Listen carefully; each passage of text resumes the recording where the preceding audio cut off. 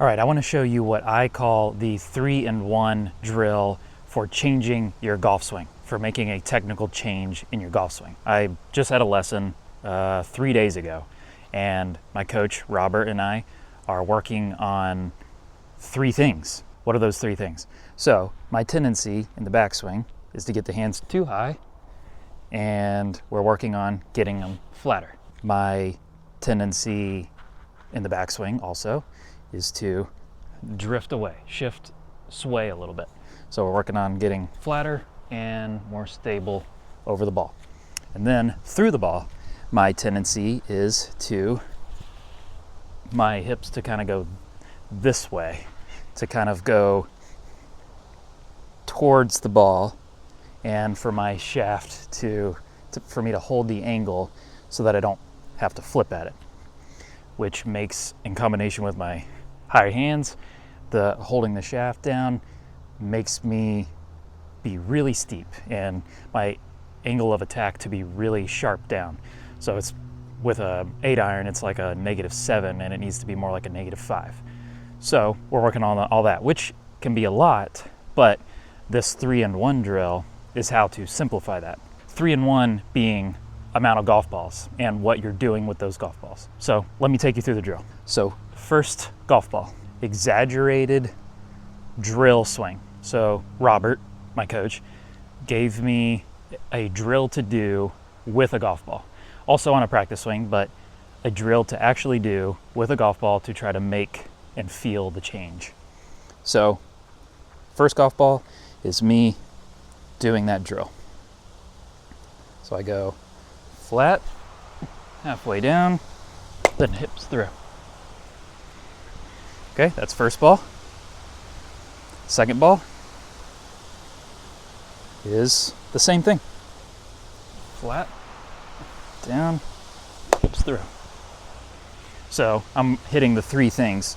I'm staying centered over the ball, I'm flattening my swing, and I am working on my hips coming through this way, as opposed to this way. I'm working on them coming through this way. So that's the first 2 balls. And then the third ball is full speed, exaggerated swing. So get set up normal. Now I'm going to do a full speed swing where I'm exaggerating the motion that we want to feel.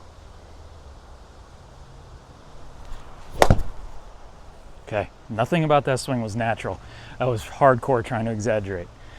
So that's 3 balls where I'm working on the swing. Now the 4th one is crucial, and this is the one that most people don't do. It is a full routine with a free-flowing shot. So for this 4th ball, I step back here, and this is what I do on the golf course when I play. I will make one exaggerated practice swing where I'm feeling the change, and then I'll make a free-flowing practice swing. Then I will step back here, get my intermediate target, choose my target, and I've already done all the yardage calculating and all that before all those practice swings, but right here I'm choosing my target and I'm getting committed to what I'm trying to do. So I got my intermediate target and I step in and I make a free-flowing swing. And this is on the range and on the golf course.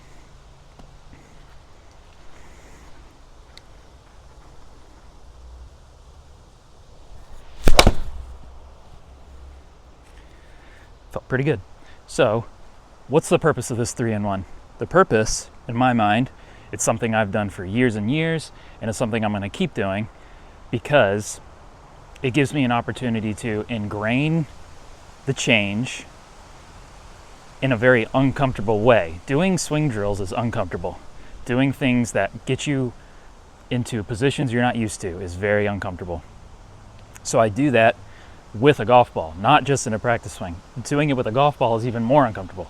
So I get to do that twice where I'm doing that drill, then I do it full speed with a golf ball. So those three balls are highly specific, focused, deliberate practice golf balls because I'm doing the exact thing that we're working on in an uncomfortable way, and I'm getting immediate feedback based on the contact with the ball.